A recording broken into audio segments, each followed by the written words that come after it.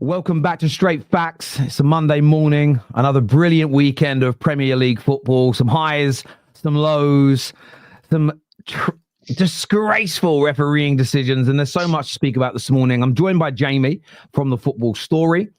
We've got Jords joining us later on the show as well. We're also live on Instagram this morning. We're live on X. So thank you all very, very much for tuning in there. If you're watching on those platforms, or of course here live on YouTube on the Football Terrace, make sure you're liking, make sure you're subscribing, and make sure that bell notification is hit as well. But loads to go through, loads to talk about today. Jamie, as a Liverpool fan, how you feeling this morning? How you feeling? Do you know what, right? It was a bad game. It was a bad game. But I think this season is just, I think it's going to be a season of inconsistencies with Liverpool because of obviously the new players that they brought in who haven't hit the ground running. And I think this team right now I wouldn't say a team in the transition because I think that's the wrong thing to say of league champions, but just trying to figure some things out, I think right now. And yeah, like yesterday's performance wasn't good enough. I think for Liverpool to obviously get those big results right now, everything has to be right, like it was against Real Madrid. And they didn't click yesterday. And I think Slot was talking about it yesterday that maybe tactically they weren't there. I think individual performances weren't there. And yeah, I think it's just going to be a little bit up and down this season from what we've seen of Liverpool so far. So disappointing result, but listen, off the back of beating Real Madrid in the Champions League, I think kind of have to take it with a pinch of salt. But yeah, it's just a bit all over the place right now, I would say. Oh, I can't hear you. I'll put myself on mute. Do you feel that it's potentially one step forward in the last couple of weeks, Villa and Real Madrid, but maybe 2 or 3 steps backwards? Is there that sense amongst Liverpool fans? I think 1 step forward, maybe 2 steps back, potentially. I think the league is just because of like Liverpool, even some of the best Liverpool teams have gone to Man City and struggled. I don't think that's like a bad thing or a crazy thing to happen. Like for us to go and maybe just get swamped by Man City, like it has happened. Even Klopp's best teams, it's happened. I think the current concern is probably the performances, especially leading up to the Villa game, and that's where like the worries will come from. So obviously, if that hadn't happened, then you can go to Man City and can maybe lose in the way that we did, and you can say, okay, sometimes we're just like not on our day. But yeah, I think like I'm a bit concerned with how we play well one day and play terribly the next, because I think like league winners and what Arsenal have done so far this season, they be consistent, and Liverpool right now aren't consistent.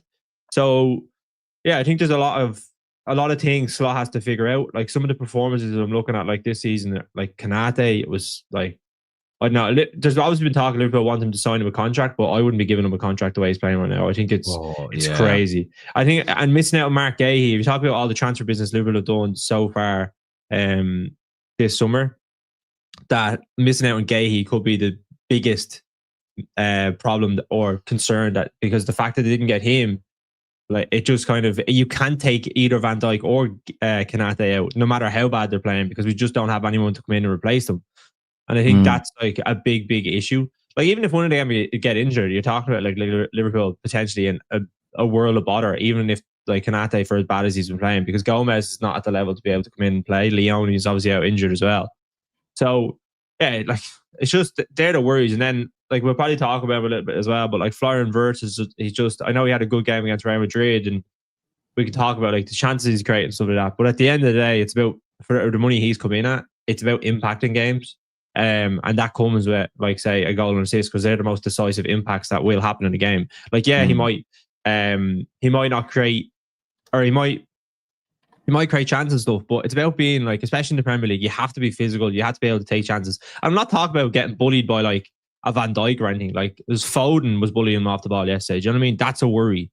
Like players in his position that are coming back and like just nicking the ball away from him. So yeah, I think there's just a lot of different things that are like going wrong for Liverpool at certain times, and sometimes it clicks because they know that they have that ability. They do have players in the team that are of quality, but sometimes because of the issues that they have, it's like it's just a bit of a mix, and you never know what you're going to get. And that's what we're going to probably continue to see for Liverpool. I'm hoping that maybe they start to figure it out, and then like Champions League, maybe get a little run going and then see what happens. But like that's probably being a little bit more of an optimistic fan than anything else. Yeah, I mean, I looked at you guys yesterday, and I reject. I'm getting very. We were talking about this backstage, and I think football fan content in itself, we're at the risk of ruining it. And I'm talking about us as just a collective across the board. Whether it's people doing it that work with me or don't, or whether it's people that don't different groups of people that don't even know me. Right, this is going on. I think we've got this risk in content creation at the moment, which is that I want to make sure I say this in the right way. We're becoming reductionists. And what I mean by that, I saw it with Man United this weekend, and I saw it with Liverpool yesterday. Why was Bruno bad? Why was Cunha bad? Why yesterday was Wirtz ineffective in the game? Why was Conor Bradley so poor in his individual duels and battles? Why was Salah ineffective? Manager system. The manager system set us up to foul. That's why, because the whole team didn't look great. Every individual didn't look great. Therefore, I'm just going to focus on the manager system. I think it's a reductionist approach. I'm not, and everyone's got a different motivation. Sometimes it's because we all have agendas, and there's nothing wrong with having an agenda.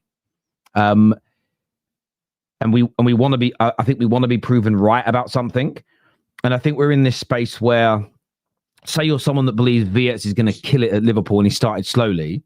I think sometimes there is this thing goes on that if I'm seen on camera, if I'm tweeting, if I'm making TikToks, if I'm on Sky Sports on their fan analysis, if I'm seen as criticizing that player, it goes against the agenda that I have, that I think he's a good enough player. And I think we're losing the ability as fans to have micro conversations. So I'm going to speak about Wirtz being poor today. I'm going to speak about Conor Bradley rushing in against Doku. And I actually think with Doku, the best way to play against him is to be a little bit more standoffish. I think as soon as you commit to try and win the ball, that's when he knocks it past you.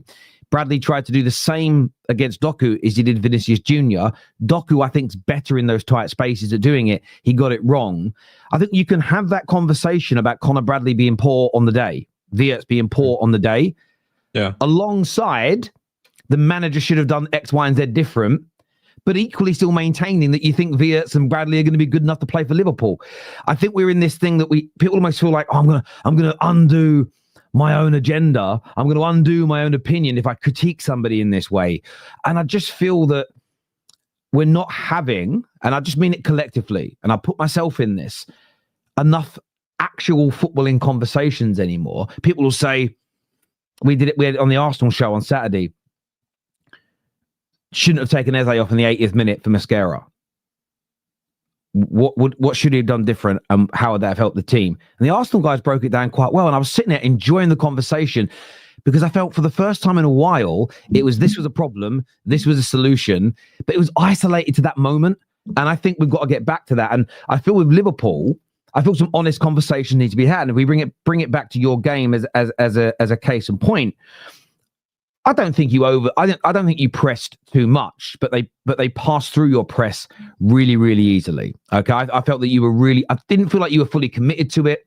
Yeah, I'm someone that does believe that work rate is something we should speak more about as fans, and I felt at times I couldn't believe it was a Liverpool team in a big match. You didn't have the intensity that was needed. The belief wasn't there. But then I watched individuals yesterday. I watched O'Reilly for large parts of the game. Absolutely pocket one of the best players in Premier League history in Mo Salah. I've mentioned Conor Bradley already. I felt he was overzealous in his approach towards Jeremy Doku, who by himself, by the way, was amazing. Yeah, he didn't really it's hard when the players like that, like to contain them. No, I totally agree. I thought Konate, you mentioned, was really, really poor. I looked at Gravenberch in the middle, and again, I don't look at the system yesterday as an issue at all. He was just not good enough on the ball. He's normally amazing at picking that ball up, turning out, beating the press. He couldn't do it. He didn't win his individual battles. And you look at the numbers of the game yesterday, and it stands out. About 70% of all duels between your players and their players, City's won. And at the end of the day, I think this is the issue with blaming just systems always on maybe over the course of the season you're looking at it, but on an individual game. Had you had won 70% of your battles yesterday, the system would have been perfect. Suddenly it would have been, Slot got it right. Well, yes, I mean, sometimes I think we overdo it. Well, what about if the players just delivered? What about if the players delivered? You know, a lot of people had to go at Amram at the weekend, got all this stuff wrong. At the same time, they're saying Sheshko should have scored 2 sitters. Well, if he scores the 2 sitters, one of them was before they equalised.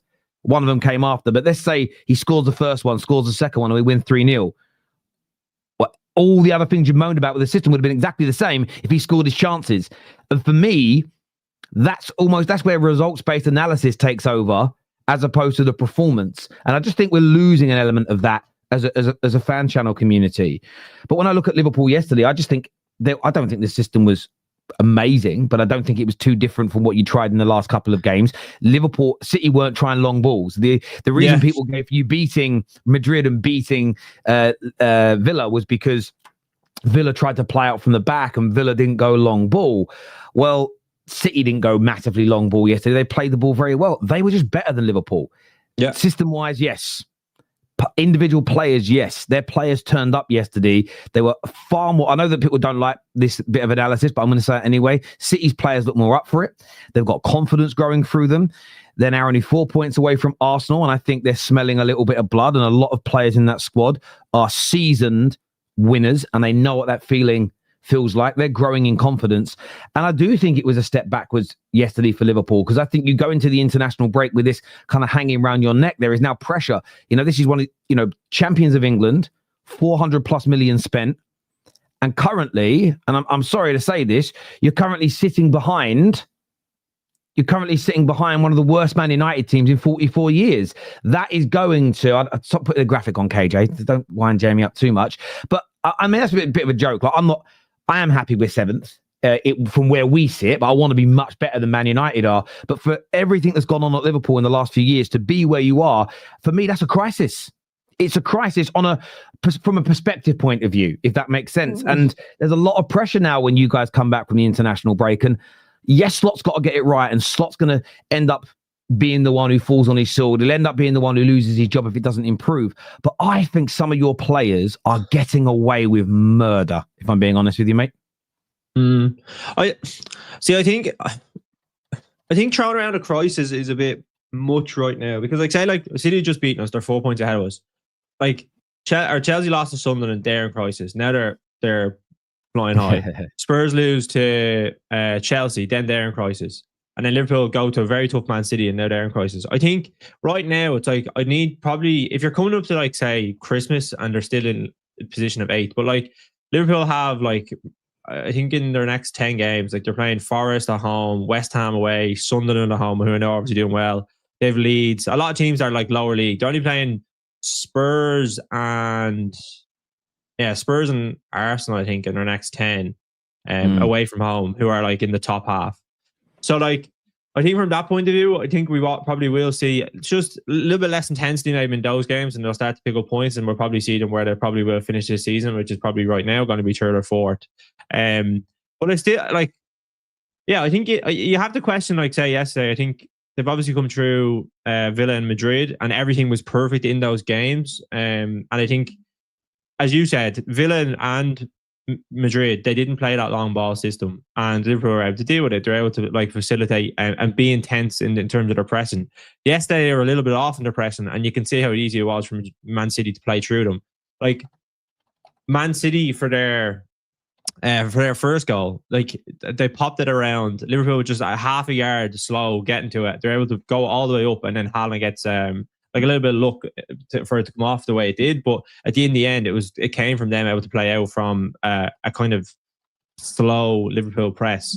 So just being a little bit yard off it in those games is huge, because the level of quality that you're playing against, they're going to be able to cause issues. And even I think the second goal, like, I thought Liverpool obviously we can maybe talk about the VAR decision as well.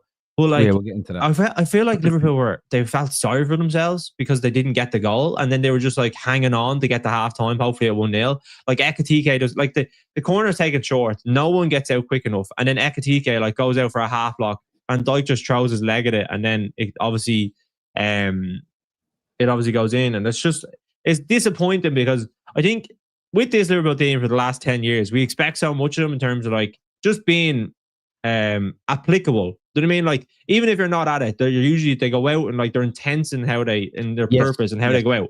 And I think that's the expectation. For me as a fan, I understand sometimes like you don't get the rub of the green. And I think with the VAR decision, I was annoyed, but I was even more annoyed at how the second goal was conceded. Because if it goes in, if you're 1-0 down at half time, you can kind of adjust and you can say, okay, whatever, we can maybe figure it out and then go forward. But like at 2-0 away at City, and even in the second half, like you have a few chances, like the Gakpo chance, and you don't score that, and you're just like, all right, it's just not going to be our day then, I suppose. And then the Doku goal was just unbelievable. So, yeah, I think I'm waiting now to see like international break. I do agree with you. Like the worst Man United team were behind them on 1 goal scored, and I think being 8th at this stage of the season is disappointing.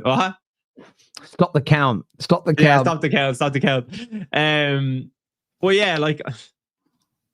I think, as I said, there's a lot of things wrong at Liverpool right now, but we're seeing them in glimpses where things are going right, and that's why we get like a result like against Arsenal, like against Madrid. Like, do you know what I mean? We've beaten teams that have like Madrid have lost 1 game all season up until that Liverpool game. Arsenal have only lost to Liverpool. Do you know what I mean? So there's like, I understand that. I suppose the way I look at it in terms of the crisis talk is this: yes, you're 6 or 7 points off the top, which is where your aim is to be.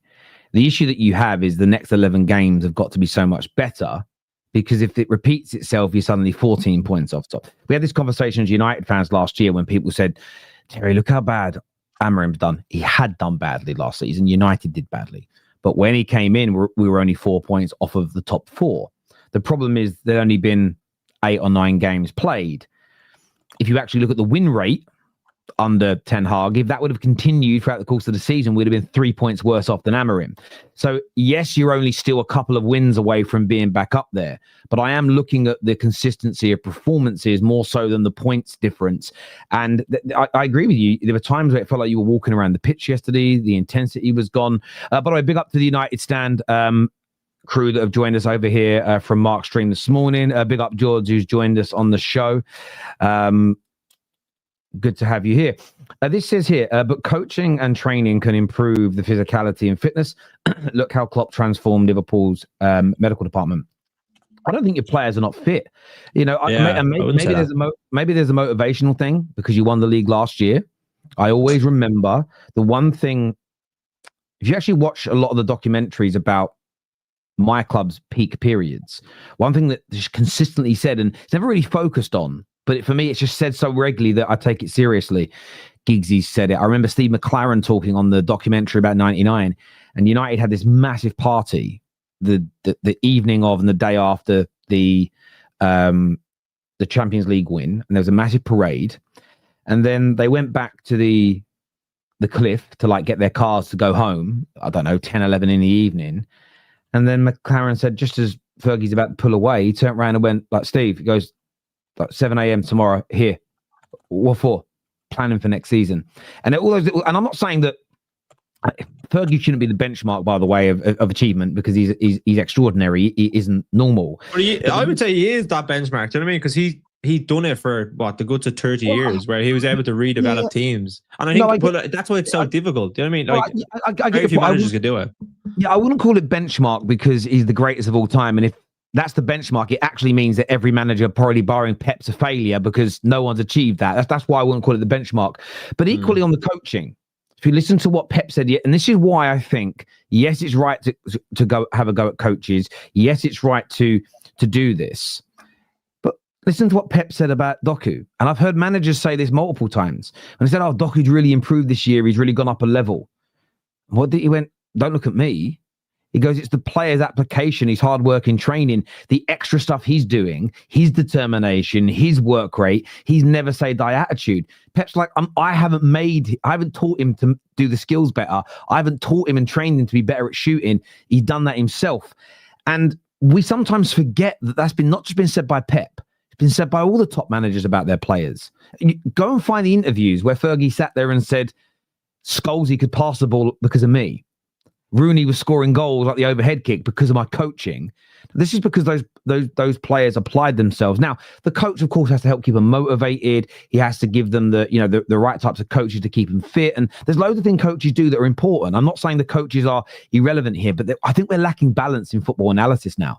So that's why I look at Liverpool at this particular moment, and I think Slot can be blamed for things. But I'm also looking at Wirtz, and he looks lightweight in the Premier League. I looked at Ekitike yesterday, who's been brilliant at the beginning of his Liverpool career. He had the ball in loads of good positions yesterday, couldn't hold on to the ball, lost nearly all of his duels. I'm not just going to look at that and go, it's the system. Because it isn't the system isn't the reason that Doku's better this year. Doku's the reason that he is better this year because of all the additional work he's been doing, his determination. And I think we have to have a little bit more balance in how we break this down. And I think some of these Liverpool players need a really long look in the mirror at themselves because I don't think individually any of them, Konate, if you look at the season as a whole, Konate, Van Dijk, Kirkes, McAllister, Salah, Wirtz, I would look at all of these players and say none of them have been anywhere near their best so far this season. And I don't think it's as simple as just the manager's system has made them all bad. I think that's too simple for me. But look, viewers, I'd love to get your takes on that. They looked half a yard slower. They did have two big games in a week with the same team, and it looked like those games took a bit out of the players. Fair. 5 losses in 11 games is a crisis, my guy, is what the Gooner says here. Harry, have you spoke about their record? Obviously, with like goals conceded being the only team to concede this amount of goals since the last Liverpool team to win the league. Really? And obviously, they're the only team to do it since Liverpool last won the league to concede this many goals after winning a title. I think we were playing Nat Phillips and Reece Williams at centre back. That's what we were. Not at this point in the season. You wasn't though. It wasn't this early. Well, Van Dijk got injured after. No, Van Dijk got injured after. I think it was the 8th game against Everton. And then 3 games different. 3 games with these other. My point is what I was saying was I think what you were sort of referring to there, Terry, is that back to back, it's tough. I don't think Liverpool, must actually have a problem dealing with how to mentally prepare for going back to back in a Premier League title winning season, because that's where it looks. And I know a lot of people are going to say, like, no, it can't be this, but the only thing that is different is that a lot of players are there. There's some great quality, and everyone can talk about Slot's system, but I think it's the intangibles where the problem are right now. We've never seen Van Dijk and Salah perform at this level so low to where they was last year, when just 6 or 7 months ago when they signed their contracts, everyone thought this was a massive win for Liverpool. And you're now looking back and you're like, maybe that wasn't a great decision. Now, I don't think that they were poor decisions from the club, but the players performing how they are is making you reflect back to think that. I think that Liverpool are now suffering from the pressure that they created around themselves to go and get that title. And because in the summer, when you went and had the transfer window, this is all but guaranteed. Everyone thought that you guys just go out there and steamroll the Premier League because you have to, right? Because you signed these players. It's like the pressure that was created amongst yourself is now getting onto the players, and they can't live up to that pressure, and it's starting to get to them. Like, people are talking about, we saw that comment, they played 2 tough games midweek. Maybe like the physicality is sort of getting to them and so on, but Liverpool have always done this. They played Champions League, Premier League, Champions, and you'd still go on winning streaks, and it wasn't tough. I don't think that's an excuse anymore. I just think the players right now, they look more than mentally drained. They just don't look like they're ready. And to be fair, they don't look like they want to compete in the Premier League. Like, I think they're way out of it. Yeah, I see there's a good comment there though as well. Like, around like retaining the Premier League title, it means you have to be perfect for 2 seasons in a row, and only Pep, Fergie, and Jose have done it in the Premier League year. Do you know what I mean? You talk about all the good managers that have won Premier League titles. So it is. Yeah. It's not just the case of, like, I think to win a league, you have to be so, like, being so good for 2 seasons in a row is like ahead of everyone else who are obviously constantly, especially in the second season where they're chasing you. Do you know what I mean? Like, they want to to challenge you and knock you kind of away from winning the league and being champions. I'd love to be a fly on the wall. And maybe there's this element. I know it's the second time you've won it, not the first time, but there was this big thing of, this is the first time the fans get to see it. Sometimes, and this is me spitballing, I'm not saying this is a fact in case anyone watching gets frustrated, but someone who's a fight fan, I've seen this with UFC fighters, I've seen it with boxers many times. Their whole dream is to become world champion. They become world champion. They might have a title defense or 2, but suddenly they don't look as good. Where Yeah. some people, their motivation is to become one of the greatest. So winning that world title isn't the end goal. It's now I've got to win the world title and defend it against great fighters. I've got to win it a few more weight categories against great fighters. That's their aim. I wonder, and again, no one knows the answer to this. I'd love to be a fly on the wall. I'd love to sit in, again, the Liverpool channels that have access to Liverpool won't ask it. The Liverpool media won't ask it. But I'd love to try and dig deeper into, is winning the Premier League, is that the pinnacle? And it's been done, and it's like, oh, we did it. I can relax now. Do you do this when you go on holiday? I'm at that age where I'm like, right, I'm going to get in shape. I've got my 40th birthday coming up. Yeah. I'm going to get in shape for it. The day after my 40th birthday, do you know how much food I'm going to eat? I wonder if there's that mentality at Liverpool, which is we won the Prem and relax, as opposed to winning the Prem is just part of what we're trying to achieve. And the thing is as well, Terry, is they may have won the Prem too soon in the slot rebuild. Remember, it was supposed to be a slot rebuild. You're supposed to rebuild the team, and it would have been, let's be honest, when managers come in, they usually have like a plan for a couple of years. Let's say 2 to 3 year plan. I reckon it would have been in the slot 2 to 3 year plan to win the title, not within the first year. So now they've skipped that process. They're now having to restart a new process, but they weren't prepared to start that new process so soon. Yeah, but the thing is that you can't win because people will say, "Oh, he would like say that 2 or 3 year plan to win a Premier League or win a Champions League, whatever it is."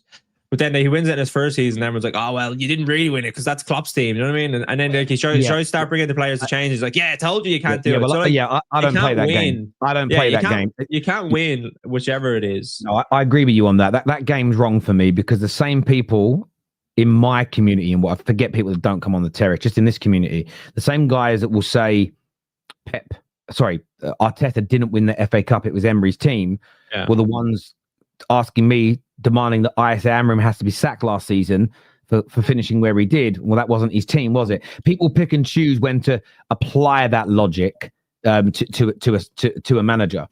This here from Patrick, who says, given the format of fan content, it's strange that issues are reduced to one thing or another. What makes this source of content so good is that you have time to discuss things and try to work them out. Patrick, do you know what, mate? You're always the voice of reason here and on the United stand, and you're absolutely right. And I am worried about fan content at the moment. I truly, truly am. It's become very reductionist. It's become about agendas. And Lou comes on, and you can go and subscribe to Lou's channel. It's Spill the Tea with Lou. She's in the comments, one of our moderators. We've had this conversation before, but it's been an ongoing conversation where she not call me out. That's the wrong way to say it. Said, I don't like when you say someone's got an agenda when actually it could just be an opinion. And I'm like, do you know what? Maybe I throw the word agenda around too much. But then we've had conversations about what I think an agenda is versus an opinion. And then you end up coming to a consensus. And I'm like, well, Jords thinking that Thomas Frank isn't good enough for Tottenham. He doesn't. That's hypothetical. That's an opinion. Where it becomes an agenda is if at every moment it's, didn't I tell you? See, I told you. See, I told you. Trying to twist everything suddenly becomes Thomas Frank's fault. A player sprints for a ball and his hamstring goes, Thomas Frank. A player misses an open goal, Thomas Frank. That's where that opinion for me becomes an agenda. When you're suddenly ignoring normal things, and that's an issue for fan content because what we're not doing. We spoke about it at the beginning of the show, Patrick, and you must see this a lot in the moment in the Spurs space, Jords, where there's no micro conversations. There's no. Can we just review today's game and say what went well, what didn't? What would you have done differently? Would it have been different if that goal went in? What about that refereeing decision? It doesn't always have to be, I'm going to push that player X is taken us backwards. Player B is going to become a legend. The manager is either an in or an out conversation. That seems to be what fan content has become. When the whole point of us as a collective industry is we don't have 5-minute segments before an advert break comes in on radio. We can sit here and talk things through, but I feel like people don't want to have conversations anymore. They don't want their opinions challenged. And if they, or if they do want, if it is a challenging of an opinion, it's always screaming and shouting. And there's room for that because sometimes it does get heated. We have it on the terrace. So I do agree with you, Patrick. I think you're spot on. Yeah. This here, Salah, leave the football before the football leaves you. It's funny with that as well, right? So to George's point, I made a good point. They were right to offer them the contracts because say if they didn't offer them the contracts and then Liverpool were in a bad way right now and the form that they were in last year, especially Salah, they didn't offer them contracts and then they go on a free. Then you're like, why did you let them go on a free? Like they were playing the best football of their career and you do that. Do you know what I mean? So like with that, 100%, I think like you can expect more of them. And I don't think even a day would admit, and Van Dijk has come out yesterday and to be fair to him, he said like, I'm not going to get into the VAR decision because we weren't good enough. Do you know what I mean? We weren't good enough to win that game. I think they know that some of the performances that they're putting in are not good enough. So yeah, like I think it's a weird one right now. I think, but I think looking at the older players maybe have a bit more experience in terms of like managing games. But I'm looking to the players that like have won a league last year and the players that have come in for big money. I'm like, I need to see more of you. Do you know what I mean? Other than Ekitike, I don't think any of the new signings have been good. Do you know what I mean? Ekitike's performance the last couple of games haven't been that good. Well, this year says Slot disrupted Ekitike's momentum. That's absolutely on the manager. I mean, I think would you say it's a fair comment? Because he was playing well, then he takes him out the team and he hasn't quite got back to those levels yet. But he played well against Frankfurt when he came back in. He played well against Villa, and then he did all right against Madrid. I think today was probably maybe the goals and assists haven't been there, but I think yesterday was probably his worst game for Liverpool. And I think the closing down thing, that's just like application. Do you know what I mean? It's like you go out and you block the ball. This year says Vert should have had 3 or 4 assists and probably 3 or 4 goals if Salah had looked to pass more often. Jords, though, aside from, look, he's getting obviously a lot of stick for having, it's like double. I don't know if he's got any in the Premier League yet, but he's getting a lot of stick for not scoring and assisting. But if we just remove the stats, because I've said that he should have assists, but Salah's missed chances. There's been times where he should have had the ball squared, he didn't get it, right? And I think that's fair. But would you say the overall performances from Wirtz should be getting more criticism at the moment? Because a lot of rivals of Liverpool feel that like Šeško is getting absolute pelters. Gyökeres has 6 goals and has been getting ripped into all year. Xavi Simons has been challenged and, coming on the sub, being taken off. A lot of people feel that Wirtz is just getting a little bit of an easy ride. No, I don't think. I've seen it the other way around. I think Wirtz is getting actually being very harsh. Like people are very harsh to Wirtz because when you look at just the GNA, it don't look good. But if you look at all the underlying metrics, he has really good metrics. Chances created, like touches in around the area, some like all the other creative stuff that you'd want to see from midfielder, retaining the ball, looking to play it forward and so on. He's got pretty decent stats and he looks pretty good. When I watch him, even yesterday, I saw there's time where he's dribbling through 2 or 3 players, but there's nobody ahead of him to really combine with. I generally think that he's suffering from the lack of attacking power that Liverpool have shown this season. They've just been really poor going forward. Similar to Xavi, like there's only so much a number 10 can do when the strikers and wingers aren't, creating the right angles for them and giving them the right opportunities to link play. So I actually think Wirtz, as much as I've laughed and, I've cooked him a couple of times as well because it's all part of the game, but I do think that he's been pretty good. And I think the criticism has been overly exaggerated simply because of his price tag, and I totally understand his price tag was heavy. We've done the same thing with Enzo, we've done it with Caicedo. Any player that's had $100+ million price tag, the fans have just gone crazy on for any tiny mistake that they made. But eventually you start to forget about that price tag. And as we see with Enzo and Caicedo, it's never mentioned. So I think with Wirtz it's just a matter of time. But I generally think like he's been pretty good at times. Like I've watched him and I think he's looking decent. If you have him in a team that's actually free flowing in the attack and they're scoring goals, he's going to get a lot of assists and probably more goals. Yeah, you can see the quality he has. I think that's the one thing you could say. You can see the ability that he has. I think the one thing I'm kind of concerned about, and probably the physicality side of things within the Premier League, because he played well in the Champions League against a team that are probably a lot more tactical than Madrid. But in the Premier League, you're just coming up against like beasts. Do you know what I mean? Like Mateus Nunes as well. He's not someone who's like mad physical that you're going to be coming up against like a Kyle Walker or a Reece James or something that like would just be physically very imposing. But it's just like, that not that like fiery nature of some like forwards that like they don't mind getting stuck in. He seems a bit to the other side of that. But it doesn't have that tenacity. Like getting like I haven't seen him like go for a duel and like really like be like a proper battle and then him come away with it and drive forward with the ball. It's like all a bit like one touch, soft touch, that type of thing. Yeah. And maybe it's just that type of player. But at the same time, you will get those battles in the Premier League. Do you know what I mean? And you have to be able to take them. I feel like Wirtz and Xavi Simons are both suffer with the same thing because they're both very good technically and very good on the eye.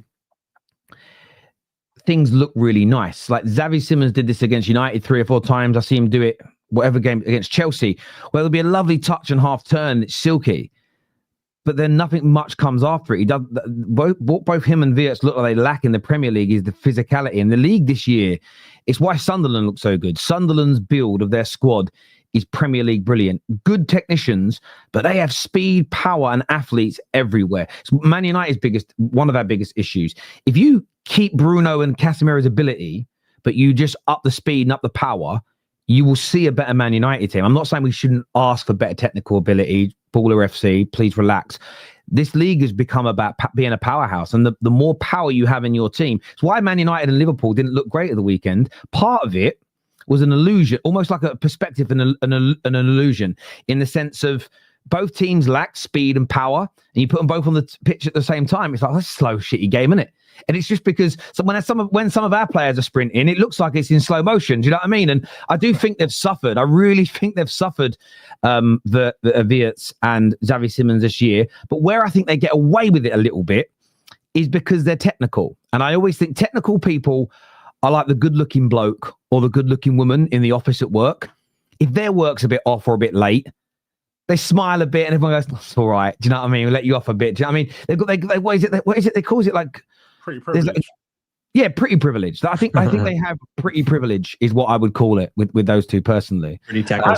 I do get it, and I think both of them need to step it up. But I do think that, like you said, it's the intensity. Like the intensity of the Premier. Like, see the difference in the Champions League game, for example, is when other teams scored. Like when Tottenham scored against Copenhagen, just sat back. They just let us play it in front. Didn't really care. They weren't trying to press us overly.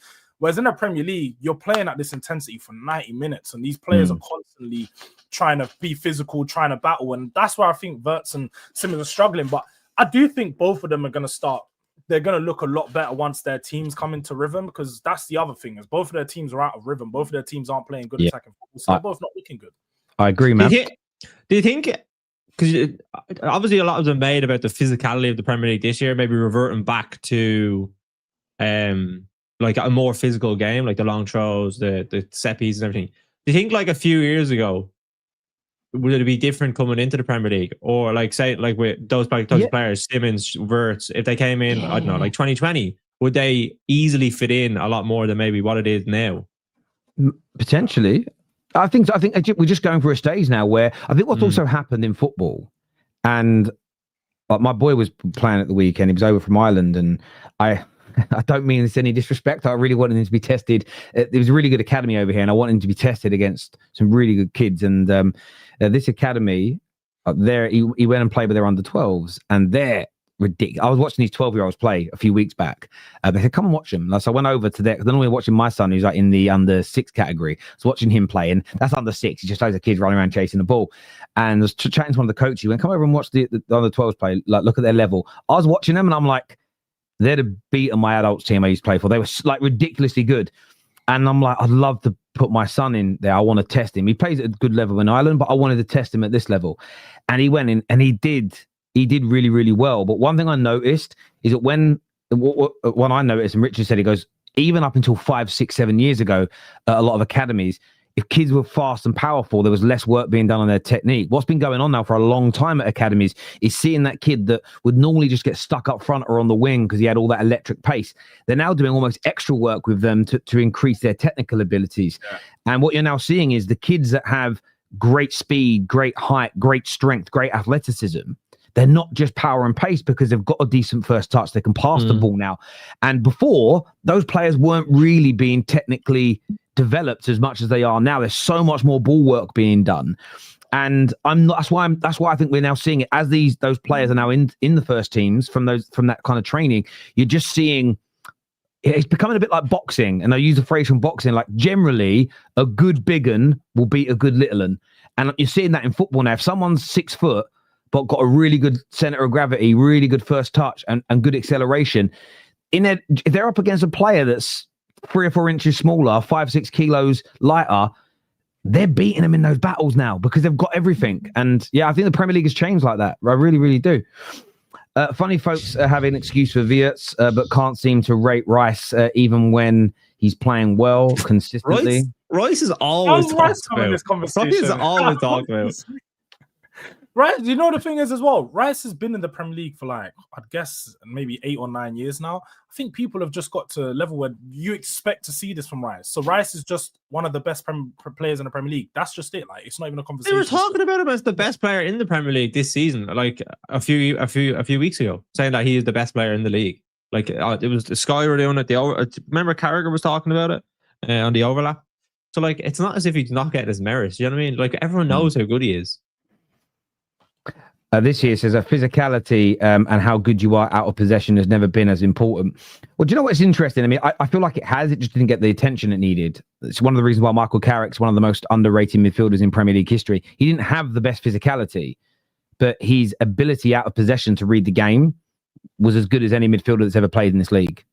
And maybe even better because he didn't have recovery speed. So if he's 3 or 4 yards in the wrong position, he weren't catching you. He had to be right, and he was more times. You know, and Jords watched him play at Spurs for many years. He was just phenomenal at that. And Carrick can still be okay now. So if you've got good positional sense and you understand where you're meant to be, you can still win those. By the way, Carrick weren't small either. He was well over 6 foot. Like I think he's 6'1", 6'2". He wasn't a slouch. Didn't have the speed.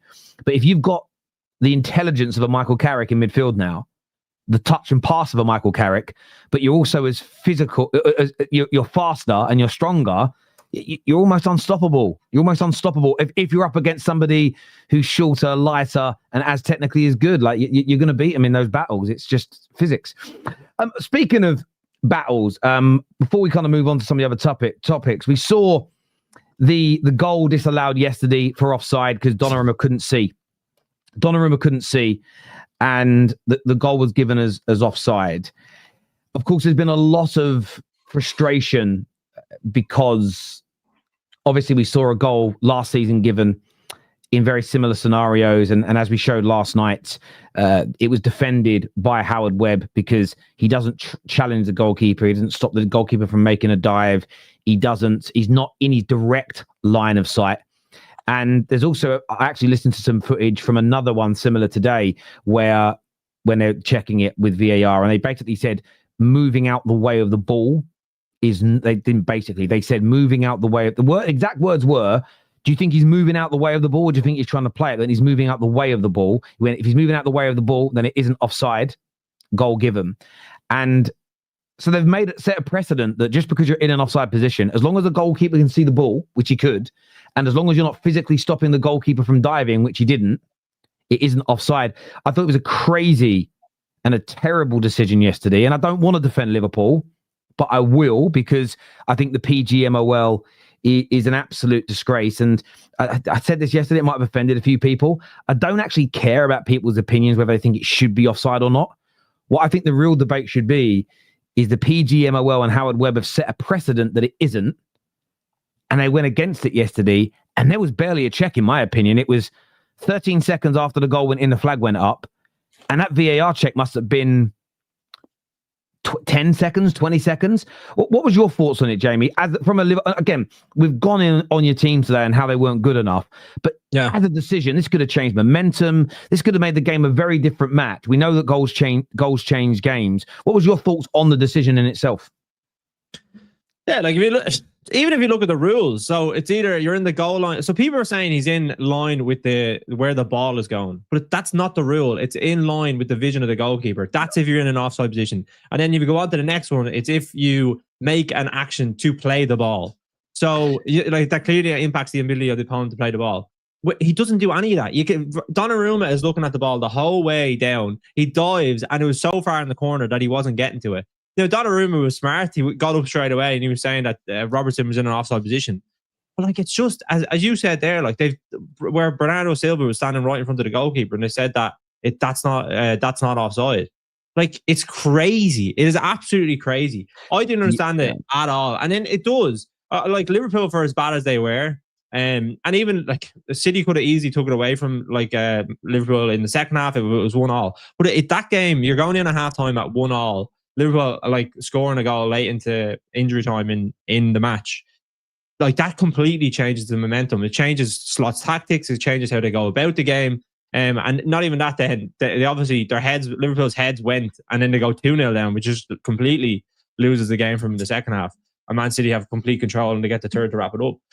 So like, it's just infuriating how one time it is offside and one time it isn't. It doesn't make any sense. And even if you look at the rules, it shouldn't have been offside. That's the most infuriating part. But even at that, like, I'm not using that as an excuse because Liverpool weren't good enough, in my opinion. No, I agree. To a lot of people saying that he distracts the goalkeeper. That's not the rule. It's not the law. And this is the issue that I have. And I don't mean it horribly. It's not the law of the game. For instance, people go, last man.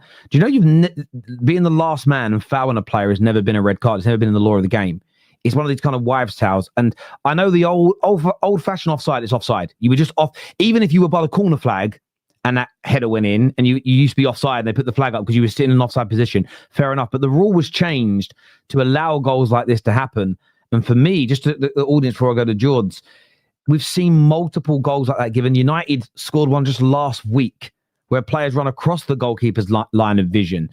No one was saying, well, he distracted him. It's as long as he can see the ball, and he does. And I think the one thing, Jamie Carragher was right about this, Donnarumma is at full stretch. The reason Donnarumma doesn't get there is because Donnarumma thinks that the header's going to go in the opposite direction. So he moves to his right, and then he can't get back to the ball. And that's why the VAR check annoyed me, because sometimes they forensically analyze these things. My question is, why on this one did you not analyze it? Like you sometimes spend, when the Man United red card against Brentford that wasn't given, they spent 4 minutes reviewing whether they thought it was or wasn't. Why 4 minutes on that, but 10 seconds on this? These are the kind of questions that I have for the PGMOL, because it doesn't make sense. And then it leads to conversations of corruption, which I don't think it is corruption. I think it's incompetence. But George, what was your thoughts on it? What was your thoughts on it yesterday, brother? Yeah, I have to agree with you. Look, I'm at the point of where the bigger problem is just PGMOL and VAR. It's the consistency of the rules. I've always known this to be my understanding of the rules, like I said, in line with the vision. If Robertson was standing in front of the goalkeeper, sort of trying to block him, then it's an offside because he can't see the flight of the ball, so he can't tell where it's going to go. But he could see the vision he could literally see the whole flight of the ball the whole way up until when it's right in front of his face, because Robertson ducks, but he would have already known where the ball was going to go, whether he could get to it or not. I just think it's a poor decision seeing it. When you, especially when you have the freeze frame and you could see Robertson is literally stood to the right of him, so he could see the full ball from this side. It makes no sense for it to be disallowed. I just think, the thing is with this is, if now that they've disallowed this, they're going to have to do it all season. But then we're probably going to see them in a week or two do it the other way. And then it's going to be bigger questions. And this is where the referees never help themselves. They never apply the rules correctly. If you just stuck to the rules that you had and applied them correctly, then we can understand the game and we won't ever get frustrated about it. But because the rules are applied incorrectly, it's like the Eze goal. Remember against Chelsea, where they said he stood too close to the wall. Yeah. And there was cases all throughout the last 5. Instead of said that's a rule, but that's been in place for the last 5 years. That never enforced it. And then now they're just like flip-flopping between decisions. Do you know what I mean? It's like, how can anyone say that that's the rule when the interpretation of the rule is constantly being changed by the people who are meant to be enforcing the rule? Doesn't make any sense. And this is my issue. As soon as that goal went in, I couldn't quite remember the game or what was said off the top of my head, but I don't work for the PGMOL. If we as fans, I'm sitting there thinking, I know we've seen a goal very similar to this, and I know the PGMOL defended it because ducking out the way and all the things they said. And you sit there and you're like, how do the PGMOL, how do VAR not remember these things? It's their job. And people go on about human error, and there's always room for human error.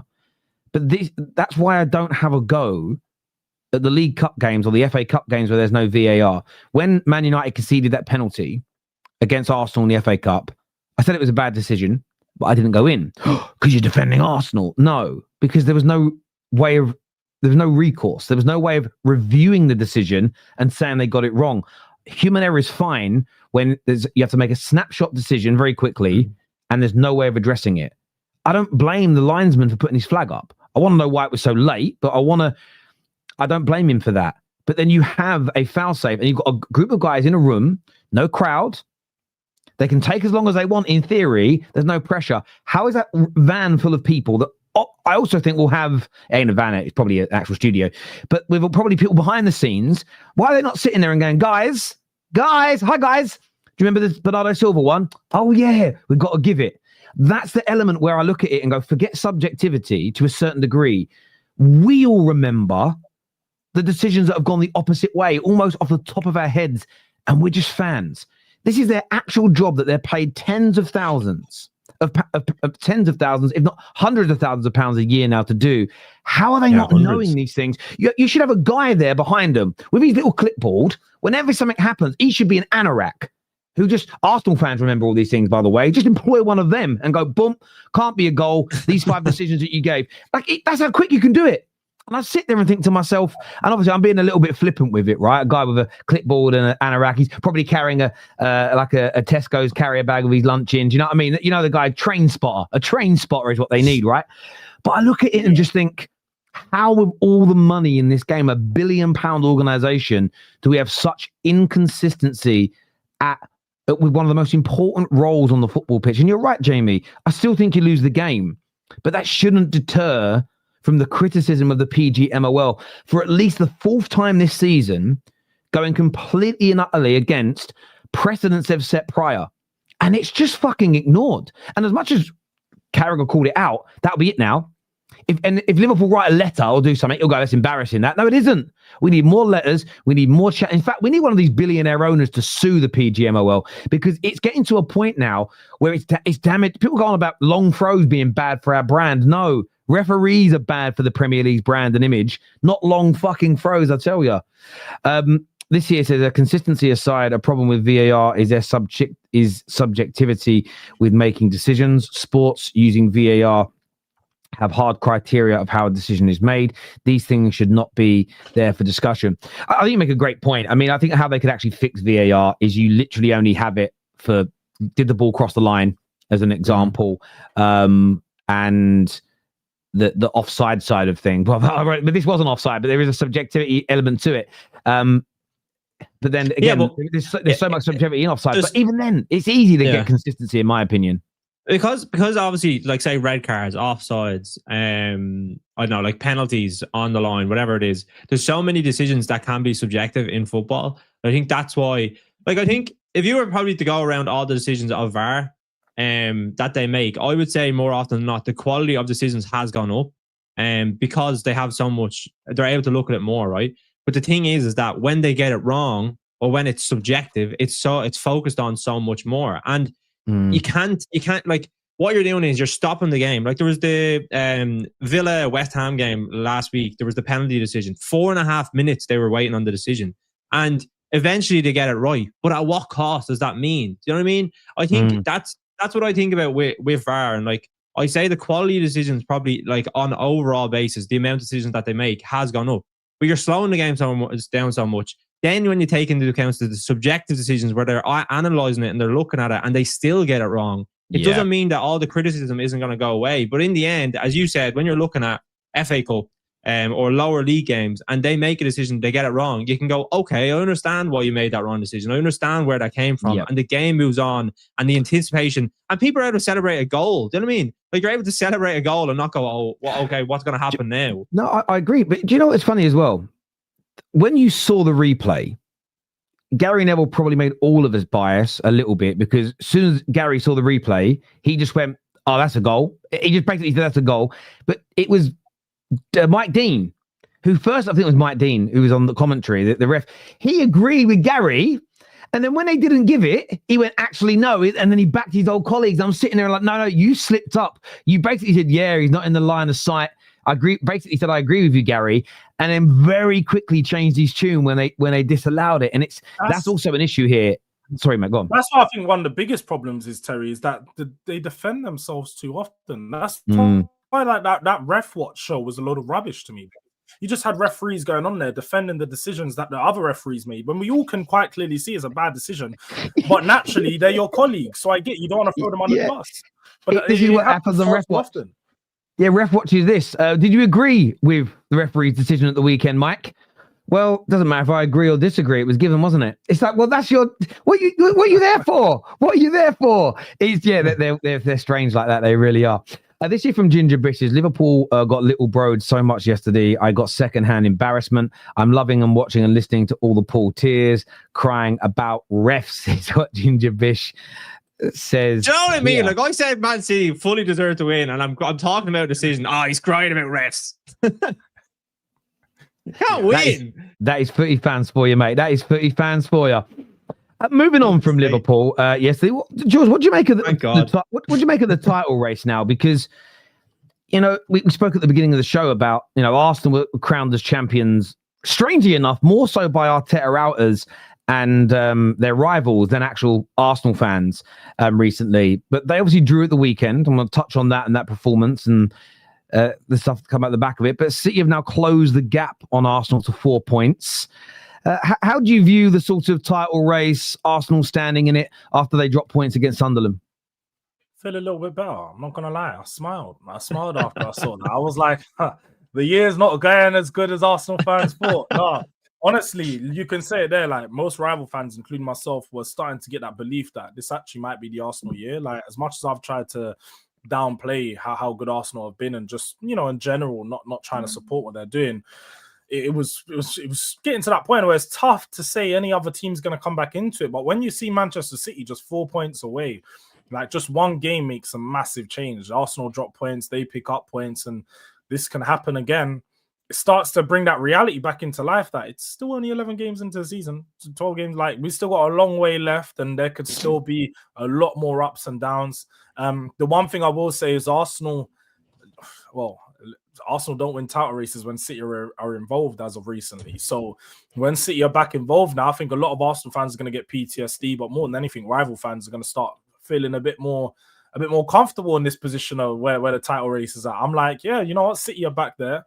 Now, the one thing Arsenal do have is still in their hands. It is still in Arsenal hands. They're leading the pack. So as long as they keep winning their games, they keep getting the results that they need, they're more than fine. But the next couple of weeks going to be very telling. I know Manchester City have got a tough game next in Newcastle away, but Arsenal have got us, and then they've got Chelsea. But with Bayern in between that, it's a week where you could look, the title race could flip on its head. We could see Arsenal drop points in consecutive games. City pick them up, and they're top of the table now. So, yeah, look, Liverpool still ain't out of the race. There's no doubt about that. They're still not out of the race, but they're definitely at they're way down the pack, and they're probably going to need to do relax. A lot of catching up. It's tough, but Liverpool probably won't be back seriously into the title race. Maybe, in like January or February, they can catch back up when you've had a long games where they can get into their rhythm again. But that's the thing is Arsenal and City, they're not at their best, but they're still winning games and look pretty damn good. Liverpool look rubbish, and they've won a couple games. Like they're not winning games. Do you not think Arsenal are at their best? No, I don't. I think, I think it's harsh for anyone to say that they are, because they have a lot of injuries as well. I think we looked at their bench yesterday, or the other day, they only had Dalman and Waneri available. They don't really have, Gyökeres, Jesus, Moreno's in there, Havertz, and all these other players. And see, again, I'm not massive fans of these players they got on the bench, but they are game changers ultimately, and they are players that can win them points. So I think Arsenal still have a level to go up, and City have a level to go up as well. Whether Liverpool can match. I think you're right in the sense of, in this comment here from Rob, who says all these rivals who said Arsenal must win the league from here, etc., are now very quickly saying City will chase them down. It's why I rejected that Arsenal have to win the league from here was purely seeds being planted by rivals and by Arteta outers, so that if they don't win it, they can say they bottled it, because they tried to create a consensus that Arsenal were champions elect at that point, and I thought that was ridiculous, because it was being said 8 games in. Forget it's 11 games now. That was being said at 8 games into the season. Arsenal haven't had a poor period yet of results or performances. By and large, they've won nearly every single game they've played in all comps this season. Was it 1 draw, 1 defeat? That's all they've had. Or is it 2 draws and 1 defeat? And again, you get one weekend like this and suddenly it's like, oh, the title race is on. The title race has always been on. It doesn't, yes, they had a sort of 6-7 point gap, but City had a bit of a poor start to the season. So maybe that's their only poor patch, but I wouldn't say so. They're going to have at least one more. Arsenal are entitled to a poor patch in a season because nearly every champions have had one. And for Liverpool, The reason why I am slightly discounting them from the title race, I'm almost at a point where I don't know if they're going to be in it, is I can't see Liverpool being perfect Flawless. for the rest of the season. I think they're going to have even if they win 5, 6, 7 on the bounce, there's going to be a period where they drop points again, and the gap's just it is where it sort of is. So yeah, I think writing every other team off after 8 games was absolutely ridiculous. But that being said about Arsenal, the game in itself, look, they didn't do one thing well. They didn't pass two things. They didn't pass the ball fast enough. They didn't have enough intensity in the first half, and Sunderland out-muscled them. The second thing they didn't do well all game wasn't the approach play on the ground from Sunderland. It was more balls into the box, defending their area, crosses into the box. It caused them problems. And interestingly, that one thing, if you'd have said before the game, Arsenal will struggle today with deep crosses and long balls into their box, you'd have probably gone, fuck off. Out of all the things they'll struggle with, you wouldn't have predicted that. There was a great irony in the game, though. It's the first game this season where they scored 2 goals and only goals from open play, and they didn't actually win the football match. Hilarious. But that was the area of concern. But then I look at it and you go, rightfully criticise. I think for the equaliser at the end, by the way, I think that Raya was poor. He didn't need. If he actually stays on his line, he catches that ball. I think that Gabriel was poor positionally. Reaction time was bad, and if he'd have spent less time wrestling with Robbie, I think he may have been able to get a block on the ball. And it's right to criticise it. I also agreed with a lot of the match reaction guys that came on that not that they shouldn't have brought Mosquera on, but I think they sat back too deep. They allowed Sunderland to get too close to their box. They should have pushed up a little bit higher in that moment. So there's definitely some areas to criticise Arsenal in terms of the game. But then I have to ask myself again, that's the micro conversation. That was poor on the day. Do I sit there and think that's going to become a regular occurrence in the next 3, 4, 5, 6 games? No. If you look at the body of work so far this season, I doubt it. So I look at it and go, they've got Spurs next at the Emirates. I'd be very surprised. And by the way, all those players you mentioned, Jords, are back. Every single one of those players. I think Noni's back, Kai Havertz, Gyökeres, Odegaard. So suddenly they're going to have, and look, they're probably, I don't wish injuring anybody, they might pick something up over the international break, but they're almost going to have a full squad for that game. And that's why I would say, like any Arsenal fan panicking after one bad weekend, you might want to sit this title race out because you're going to get these little ups and down moments. But what I will say is the title race was never over. There's going to be at least one more team in it. Maybe Liverpool do go on a bit of a run. Maybe Chelsea go on a little bit of a run. 8 games in, signing the season off like Gary Neville was trying to push, for me, was just fucking stupid. Yeah, well, if Arsenal don't win it from here, like, it's crazy. Yeah. No, I agree. I think if you go through it though, right? Man City at the start of the season, they were in crisis after the last 2 games of the Liverpool have obviously been in crisis. Chelsea have been in crisis. Spurs have been in crisis. You know what I mean? Everyone's been in crisis, but Arsenal. I think their time will come where, I'm not saying a crisis, and I'm saying that tongue-in-cheek with the crisis comments, but I think where, do you know where they might get it'd be like a run of games where, when I say run of games, I mean like 2 or 3 games, might get like a dodgy decision, or they just aren't on it that day.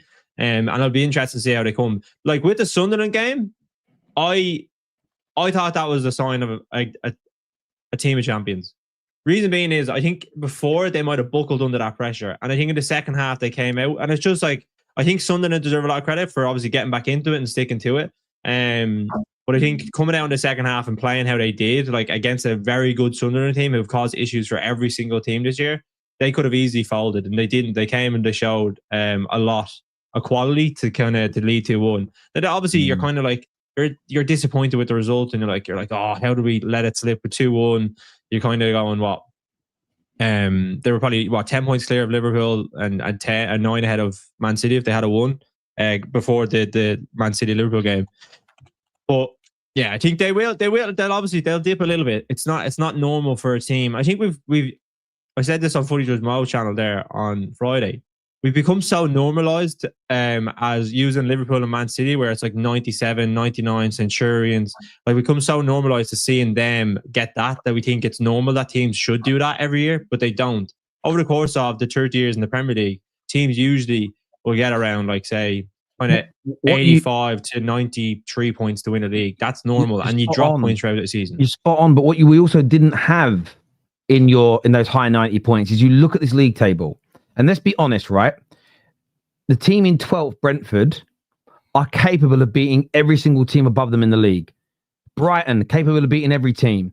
Palace, every team. Bournemouth, every team. Liverpool are capable of doing it. United are, Villa are. But every single one of these teams in the top 12 can beat every single team in and around them. And this isn't a dig at those brilliant City and Liverpool teams. The league weren't like that back then. It wasn't. You would not go down to 12th place and say that team is capable of beating everybody.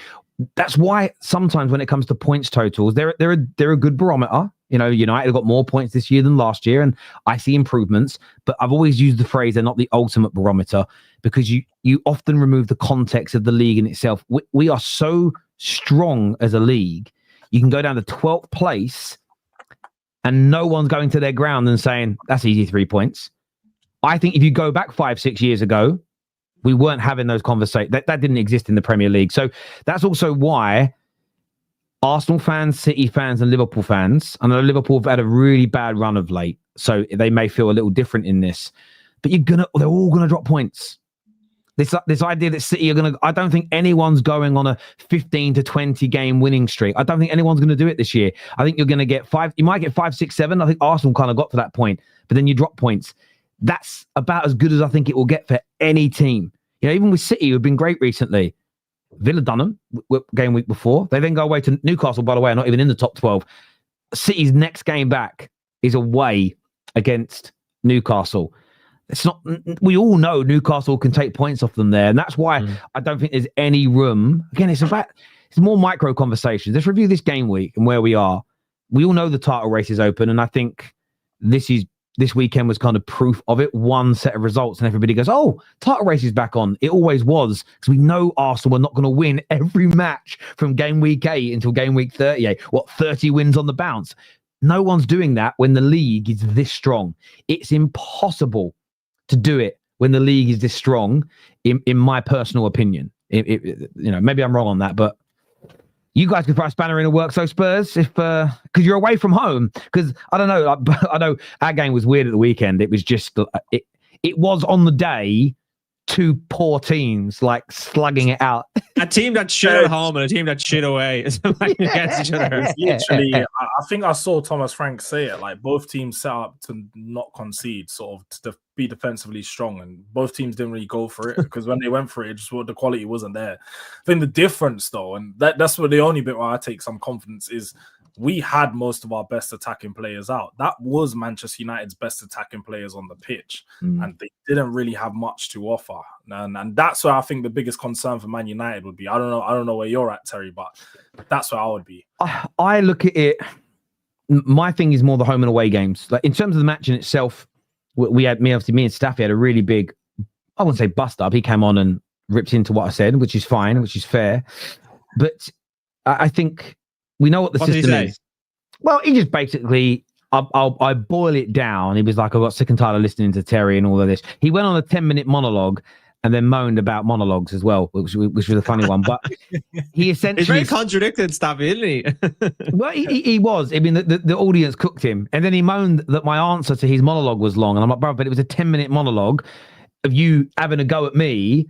So, of course, it's going to take me a good 5 to 10 minutes to respond because I've got to go through the points because there was a lot of them. But anyway, all's fair in love and war. And it's one of these things where I'm looking at it and I'm saying it isn't just the system that let us down. And there's a clip that's going viral today. And again, you can't have a joke on Twitter because people are crazy. And it's Ricky from the United Stands voice telling Bruno to pass the ball to Mazwari. 1-0 at this point. You've got Mbumo that's the right side of the defenders. If Mazwari plays the right ball, if you actually watch the clip through, I really wish the Premier League weren't scumbags and let you do fair use policy of clips. But you see where the moment where the ball should be played to Maz, and you see the run that Mbumo's making, and you've got Cunha behind him. If the cross from Maz is decent, Mbumo's going to have a tap in. He's in exactly the right place where it's going to be hard for Spurs because there's the big gap between the goalkeeper and the defensive line, and Maz is at exactly the right place to just curl that ball around. Maybe Maz messes the cross up, but we'll never know because Bruno doesn't play the ball to him. That happened a lot against Spurs, but we're doing that away from home. And one of the things Staffy said, he thinks 0% of Man United's issues are down to mentality and confidence and mindset. He did then send me the quotes from De Ligt talking. And he said, look what Amorim's done to the mentality of my club, which I thought was kind of ironic, considering you said that 0% of our problems are mentality. But we are like deers in headlights away from home. We got the ball, Cunha, 5-6 times. If he moves the ball into the space and holds that ball up well and waits for the runners to come, there was about 7 or 8 counter-attack opportunities in the second half. Our fans got annoyed that we went counter-attack. I was annoyed that we didn't execute the counter-attacks. And that's more of what I'm starting to feel when I'm watching football now, is yes, we can have a go at the strategy. If you don't like it, that's fair. But I'm looking at the execution of said strategy at the same time. And if Cunha isn't running into... Like, Cunha has 4 times had the choice. 3 players there. Space. What am I going to run into? The 3 players. And... I couldn't believe he was doing it. Yes, if he runs through them and then goes through on goal, we're going to go, what a goal. But you don't need to do it. Šeško, listen, I'm not writing Šeško off like some people are. I still think there's a player in there, but he's touching his hold-up play was fine. When he got through on goal, you can see the nervousness sickening into him. But I do think we're a different team at home now to what we are away. The way we played with authority against Brighton, the way we started, and the authority I think we showed against Arsenal, although we didn't win. Chelsea, where we went on to win the game. Sunderland, who we've just seen I know Sunderland were away, but we've seen how good they are. Barring a shot that was saved by Lemens late in the game, they didn't do anything to us. We're different. And so I agree with what you're saying, Jords, but I do think we're Jekyll and Hyde. We're one team away compared to one team at home. That for me isn't systems. That for me isn't technical ability. That to me is mindset, confidence, mentality away from home. I think we're shit scared of it. The same as Tottenham, because I do think Arsenal will beat you, but I think you've got a better chance of beating them right now at the Emirates. We've got a lot less pressure playing away from home. Yeah, there's something about being, and this is why when I see football, listen, there's a lot of good pundits out there, a lot of good fan channels, a lot of good fans now making professional stuff. But when I see fans act like mentality, confidence, the pressures of where you play and the expectations coming from the media and fans, when people act like that doesn't play a part, it makes me so sad for the game. Because if you read any autobiography of any sports star, all they ever talk about is mentality and work rate and how to maintain it. And when they fell off, very few of them speak about ability and the system and the training. And even when it comes to training, it's about how I motivate myself to maintain the level of training, to maintain the ability to play at that level. It's all a mindset element. And Man United, for me, away from home, that's why when people said to me I should be confident of beating Spurs, I couldn't. That being said, what was really interesting is 3 games running, when it looks like the game's going to fall away from us away from home, we suddenly snap into gear and look good again, which I found at Forest. Awful start to the second half. To concede 2 goals, you think, we're fucked. Suddenly it's like moving the ball around, creating chances again. Against yourselves, I think we got worse and worse and worse as the second half went on, conceded the 2 goals, and then got the ball down and started playing it really well. And I'm like, hang on. So why now at 2-1 down can the players pass the ball? But for the last 80 minutes, the system stopped them. Bollocks. Don't you think, Terry, though, that at that point, we sort of, the momentum shifted where we just went to sit back, though. So we allowed you to play ahead of us. And then obviously you got your corner opportunity from that. Partly, there is that. Your mentality played into it. I think that's absolutely fair. But at the same time, the first touch was better. The right decisions were being made. We actually took, in that build-up that led to the corner, we didn't just hoof it. We sort of waited until the right time to pass it. We made better decisions. And I saw a difference in the players. So they can switch on. And sometimes it takes a team to concede a goal to kind of wake up a little bit. And we're doing that a little bit in these games. We're getting a little bit sleepy, a little bit lethargic. And I don't think we operate well in that mindset. And what Amorim has to work out is a way of helping the players to I think we need some of these results away from home. I think if we'd have seen that game out 1-0, or maybe Šeško scores one of his goals, you start to build that kind of confidence through playing away. But we just dropped too many points. We have too many bad moments away from home. But like we go into the Everton game, and I'm quite confident we beat Everton at home at the minute. I just feel like I'm watching 2 different teams at home and away at the moment. And that's the big thing for Amorim to really fix, along with our defending, because actually it's not our attack, it's our defending that worries me. I think we've got the 3rd or 4th worst defensive record in the league. And the annoying bit is we go through large parts of the game where we're really good, and then we have like these moments of madness where we concede a couple of goals. I think it's 3 games running now, Brighton, Forest, Liverpool, Spurs, where we've conceded 2 goals in the space of about 5 minutes of each other. Yet for the vast majority of the game up until that point, we've allowed very little gilt-edged chances against us. Again, I always look at that and think, so we can defend well for 90% of the game, but when we concede, it's like back-to-back goals really quickly. Is that system? Is that ability? Or is that the players going through a moment in their minds? Suddenly they stop being able to deliver what they've done for large parts. And look, the manager's job is to fix that, whether it's with new players or to help find a way through it. But that's where we're really suffering at the moment. When the last 3 games, I know we came through against Brighton because we had enough goals already. But look, I don't know. It's a weird one, though, because as much as I can analyze it to that degree, and I think the manager and the players have all got to take responsibility. If you'd have said to me 6 weeks ago, lads, here, Terry, would you take being 3 or 4 points off second, or a couple of points from the Champions League, and unbeaten in your last 5 games, winning 3 of them? I'd have just said, yeah, take it. So there are things to improve on, but equally, I have seen improvements from last year. Some people say they haven't. I personally think we have made them, and some of that is the players we've bought, but it's still such a long way for us to go. My feet are really firmly on the ground, you know? Yeah. Well, when I look at the game, I do think, like you said, I mainly point at the managers. I don't even look at the players and thinking like, yeah, this player was good, this player was rubbish. I think the managers sort of had control of the way the game played out and probably played out the way that they wanted to. Another stat that you didn't mention that I think is really damn on you guys, Terry, is your second half performances. I don't know if you actually know, but you're in the second half. I think you're like 19th in the table. For second half performances and dropping points in the second half and conceding goals in the second half. Is that home and away, or is that just home and away? Home and away. You're like 18th, 19th. Yeah, I wouldn't be surprised. And again, if this is the thing, so some people will say it's the approach to the game, and I think that there is some merit in that. You know, maybe we should be. I think it's 2 things here. I think we should be more on the front foot. I think be a little bit more attacking, be that little bit more aggressive. We did against Brighton in the start of the second half. And I think that's something the manager can push for the team to do. For instance, we saw the way Arsenal started the second half against Sunderland. Even if we're leading, I think we should do that more. Completely agree. I'd put that on the manager. But I also look at the players, and it's strange. I find it when we're in a good position, like I just said, like when we're winning, they seem to be more nervous than when Liverpool equalised. They suddenly clicked. When we went 2-1 down against yourselves and against Nottingham Forest, suddenly there was a little bit of authority. And I wouldn't have been surprised, by the way, if there was actually a couple of minutes more in the game. I think we might have gone on to have won it, because you guys then obviously became really nervous and we suddenly thought, oh, our towels are back up.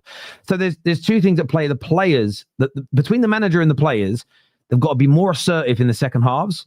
But the players have also got to find a way of dealing with the negative energy they feel. It's almost, oh, we might win this, and we don't normally win very many. And I feel that I played golf a few times, and one thing my brother always said is, when you see the bunkers in the water, don't think about them. You put the ball straight in there, and it does happen. If you're just sitting there, I mean, this ball, oh, look at that water, look at that water, look at that water. You nearly always end up in it. And I think we do that. I think we start getting to this point in our minds of, oh, we're going to concede. I better not play this attacking pass in case I lose it, because then we might concede. And I think I think we second guess ourselves a little bit. So I think the manager's got to change the way we come out in the second half, absolutely. But I also think these players have just got to grab the game by the scruff of the neck, play with a little bit more authority and confidence, and I think we can deliver. It's interesting that authority only comes when we're conceded, after we've conceded the goals, and not before. So I think those 2 things need to change for me personally. But look, 7th in the league. Most people predicted us finishing between 10th and 15th. There are loads to improve on, but equally, I'm not in this mindset of this burn it all down either. I feel like I'm in the middle with it, really, which is a weird place, because United fans that struggle with being in the middle of things, they either need to be really happy or really angry. I think like United fans, online fans anyway, are really suffering at the minute around why I don't feel really angry. I don't feel really happy either. So we're kind of in this weird purgatory, really, I think.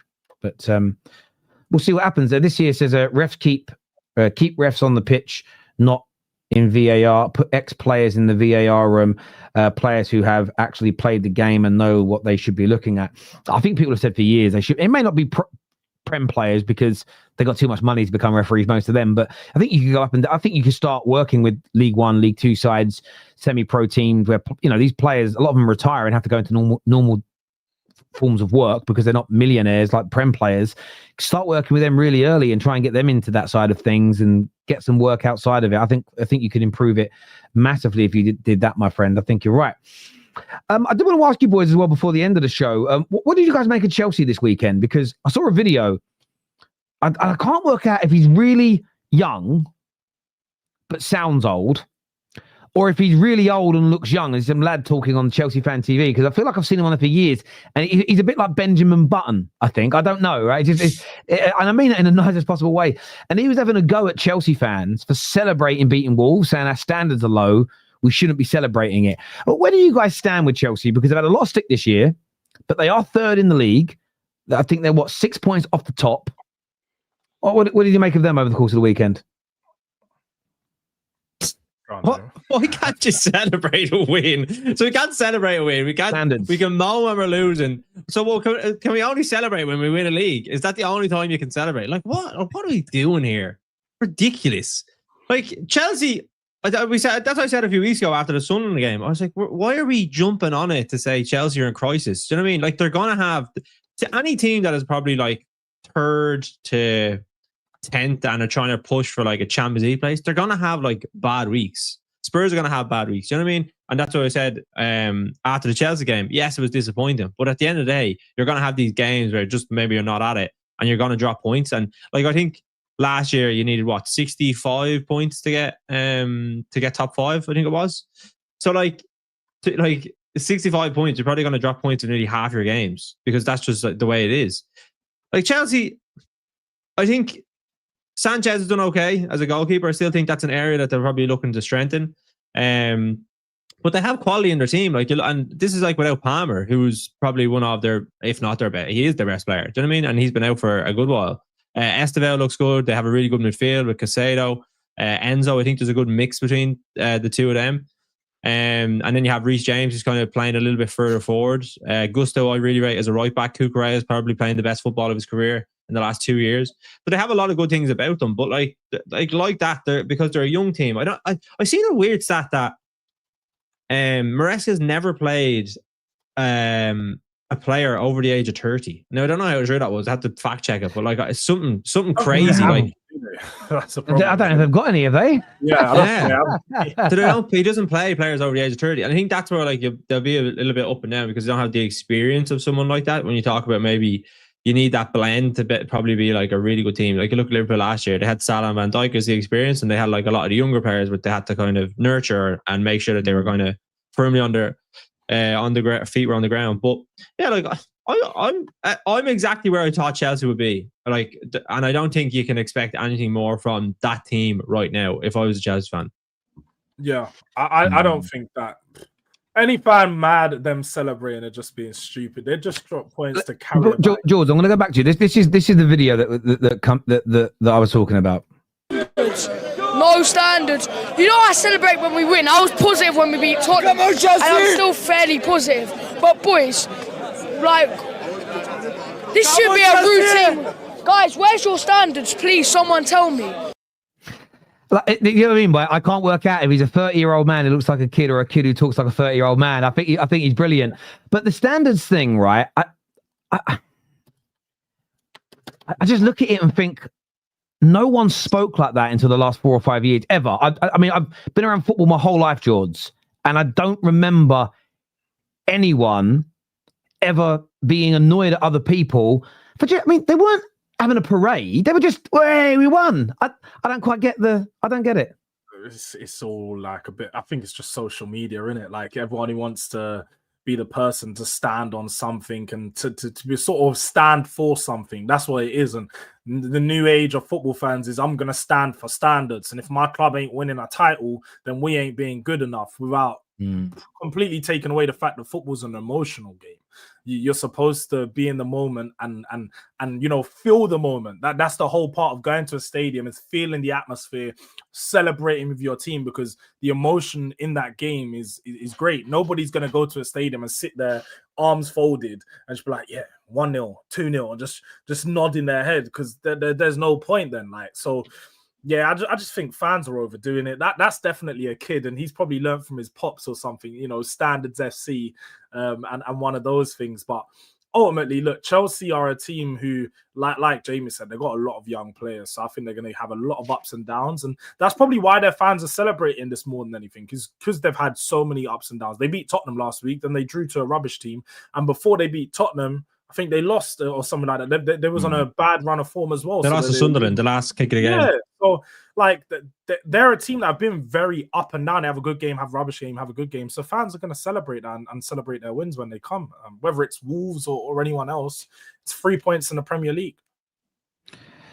Yeah, the Standards FC thing, I feel it's become an online phenomenon that essentially, and I don't know this young man, so I'm not speaking about him specifically, I'm talking in generals here.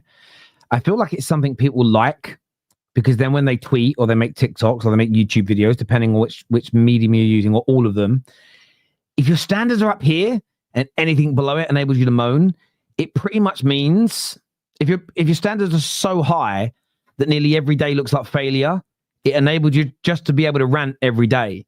Where if you have what I think have always been normal and correct standards of you want to get to this level, but you're going to enjoy a win, you're going to celebrate, because what his standards tell me is, are you telling me you didn't cheer the goals in the moment? How, like, again, what are the rules here? Like, how long after the goals go in do you have to calm down and be completely deadpan and silent because you've got to have high standards? And I don't kind of get it. And I feel this way. We speak about teams. I think what we say and do as fans can help our clubs. I think sometimes we can hurt them. But I think that the players seeing fans happy can help them perform. The same as much as it's right that fans voice their concerns towards players, I think when you get a nervousness in a stadium, you get a frustration in a stadium, that can affect the way the players play on the pitch as well.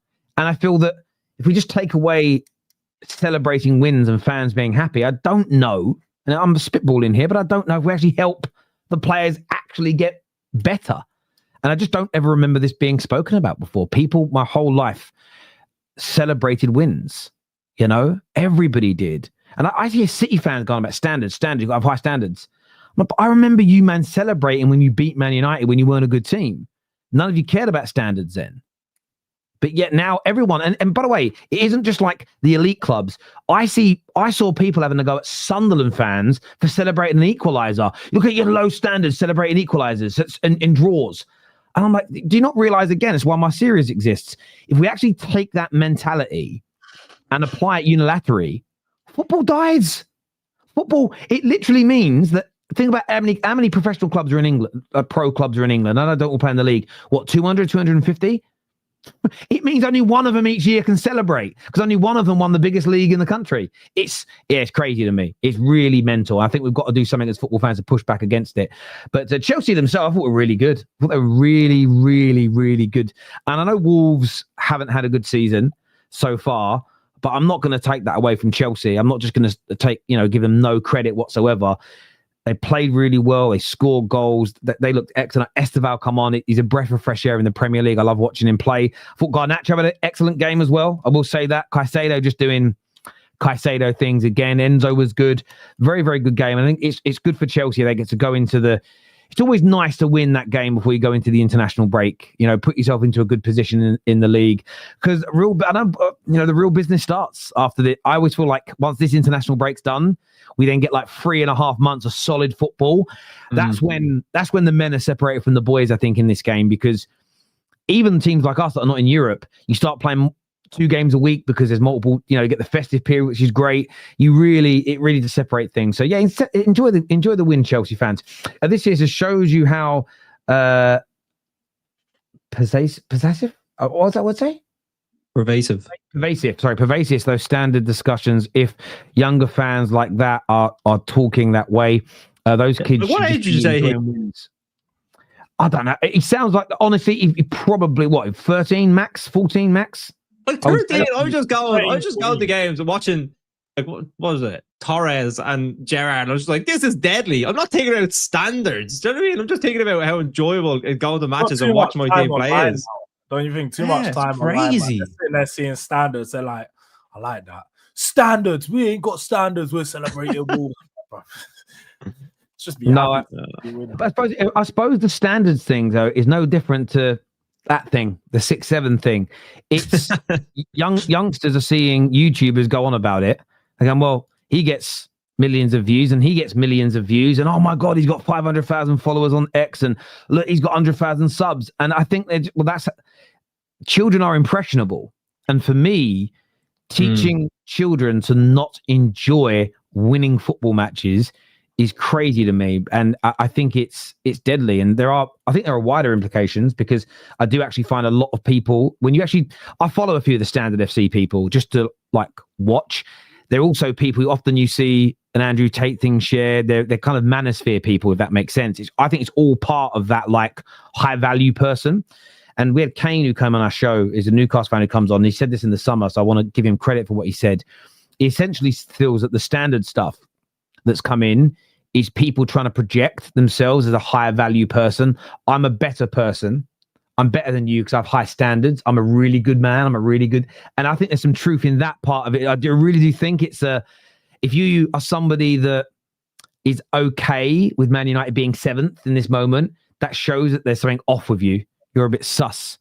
Are you a bit weak? You don't have high standards. Do you let your girlfriend go on dates with other men type thing? I think they actually think it's a reflection of your overall personality, which is absolutely horrendous, because it doesn't make any sense, because there are billionaires that tweet about football online who are very successful, high value men who are like, oh, I'll take that draw. We weren't that good today. Are you saying them being happy with the draw is a reflection of how bad a person they are whilst they run a billion pound company? It doesn't make any sense. I do think there's a real safeguarding issue here, like a genuine. I think there is a real deep issue, deep enough to swim in, where I don't like the fact that kids are looking at football and thinking like that, because you're taking all the enjoyment away. But it's the wider implication of what else are they listening to, and what other fucking warped views of the world do they have. Like, we've got to be very, very careful with that, because I think having standards are important, but also having context to those standards is key. But celebrating a win in football and just like enjoying it and chanting your team's name as you're walking out the stadium, to say that shouldn't be happening unless it's like a really big team or you won a trophy, I think it's a ridiculous standard to have. I think it's killing the game. Unless your team is coming up against a League 2 side and you're a Premier League team, yeah, you might not celebrate that game. It's League 2. You're not going to celebrate playing against a lower league side. If you're playing someone like Grimsby, you'd obviously win. You know what I mean? David here says Straight Facts is a great show, and as a standard, it must uphold, right? So where I see this as a different situation is this show has been around for a long time and has been growing, and we try and get it better all the time. This is my view. This is the context of which I'm talking about. Chelsea are a team that fell off and they're on their way back up, and they've won a game well, and they're in a good position in the league, and they're celebrating in the moment. My point of view is this, David. You are a new content creator who doesn't get the same views that I do. If you did a show though, and that's not because I'm better or worse, it's a time in the game situation. If you upload a video tomorrow that's 5,000 views, what I wouldn't expect is for you to go, still shit though, because that ain't as much as Terry gets. My standards are high. I'm not going to celebrate a milestone. I'm not going to celebrate a good day. That, for me, you're a personal trainer, and I know for a fact that you have clients at different levels of fitness and physical levels, even though there's a standard of them all trying to get to the same point. You definitely encourage people on their way to achieving what they need to achieve. You don't just sit there and go, you get the praise when you reach the top. So for me, there are standards, but we remove context. And I think removing that, I understand why children are impressionable, but you're not a child, David. You're a grown man. And I know you understand it absolutely to the nth degree, that yes, there are standards to be upheld, but you cannot remove the context of a situation. You know, you cannot do it whatsoever. And I think pushing a message that football fans can't sing and have fun after winning a Premier League game 3-0 when they've spent real big money to go to all these games, saying that don't do that, where are the standards? I personally think, I'll be honest with you, you're entitled to say it, but I think it has no place in football. I think it's terrible for our game. I just think when you do this standard stuff, you're pretty much setting the standard that you can only celebrate, let's just say once a year when you win the title. But even when you win the title, you can't be too happy because that's the standard. You're not overachieving. You're just reaching the standard. So it don't really make any sense. It's like a backwards way of thinking because you can never celebrate that. But this is the thing, and David said, yes, I agree. So after all that, he agrees. But you should celebrate all wins, but standards are still important. No one says having standards isn't important. This is the problem with the conversation. Standards are, of course, are important. But if you create a standard that's ridiculous, that standard must be called out. So you can't, we can only celebrate the wins that are against, say, big teams or that win trophies. That is a standard that shouldn't exist and it should be challenged. And you agree with it because you said you should celebrate all wins. Nobody has made the statement that having any type of standard is wrong. But if the standard is you should be unhappy with all your content you're making on YouTube, David, until you get the same numbers as Goldbridge, and you cannot have one single moment of happiness or with growth or progression, that's a ridiculous standard set against content creators. Because it's actually, a big six. Sorry, go on. It's a big six thing as well. Do you know what I mean? It's like, oh, we have this standard that we should be like winning a league or Champions League every single year. And then they're the like that standards FC. Do you know what I mean? Like if you look at say like Palace last year and like the run that they went on and like the emotion that they would have had as a club to win an FA Cup. Do you know what I mean? And obviously what they've done is like winning the Community Shield and stuff. Like they're just in the moment. Do you know what I mean? They're just going like game on game and they're enjoying it. Do you know what I mean? And that's what football is about in the end. Do you know what I mean? Yeah, no, I totally agree, and I think that Chelsea fans should enjoy that win. You know, I would have been unhappy with Man United performance, even if we'd have nicked a late winner against Spurs. I weren't happy with certain areas, but I still celebrate the win. I'd still sing my team's name, and I don't think we should be advocate. That's why I call out the pundits when they say teams and players over celebrate. No, we need more of that, especially when they call Arteta out for it, but then love Maresca running down the touchline when he scores a winning. We need more of that in the game, and you know.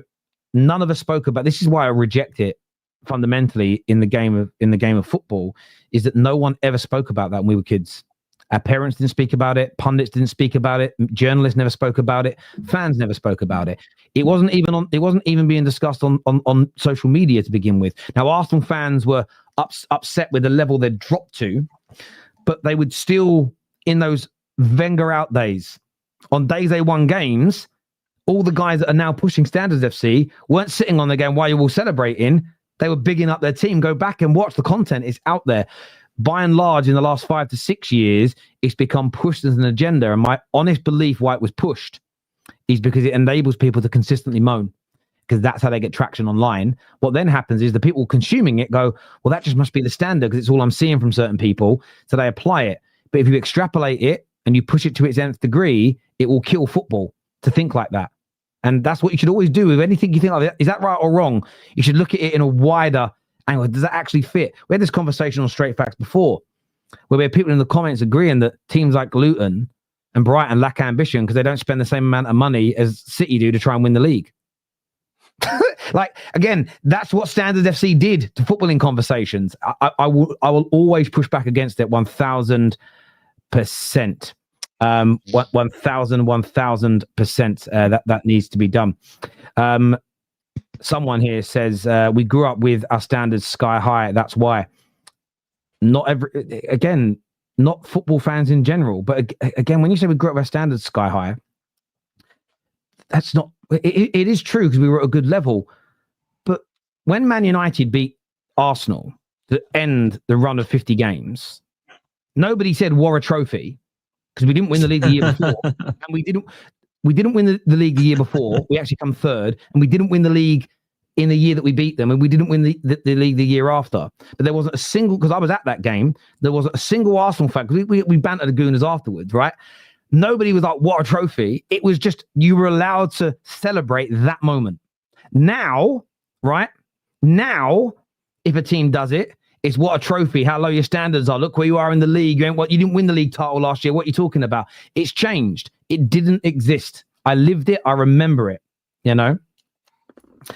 There we go. No, David, your name's being changed to someone, not standards. Someone. Listen, I want to thank everyone who tuned into the show today. Thank you very much. Thank you very much, guys. This is going to redirect you to Hassam's channel, so go and banter him over there, please. They're doing a Liverpool stream right now, so it should be a great amount of fun to go and banter him over there. He's with the boys from Coppish and Tom. I want to thank our super chatters, everyone who's hit the like button. You're absolute legends. So thank you very, very much indeed for being here with us today. If you're watching over on X or you're watching us on Instagram, please come across to our YouTube channel, the Football Terrace, and subscribe and join the community. That will mean a great deal to us indeed. But until next time, people, take care of yourselves. Goodbye, God bless, and we'll see you all again very, very soon.